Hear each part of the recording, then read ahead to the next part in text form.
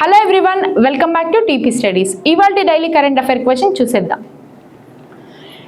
Jair Bolsonaro, who was recently sentenced to 27 years prison for conspiring to stage a military coup, is the former president of which country? మనకు రీసెంట్గా Jair బొల్సినారో ఆయనకి 27 ఏళ్ల jail శిక్ష అనేది విధించడం జరిగిందండి. ఆయన ఏ దేశానికి సంబంధించిన ప్రెసిడెంట్ అని అడుగుతున్నారు. అసలు మనకి ఈ జైర్ బొల్సినారో గారికి ఎందుకు 27 ఏళ్ల జైలు శిక్ష విధించారు అనేది మనం ఇప్పుడు తెలుసుకుందాము.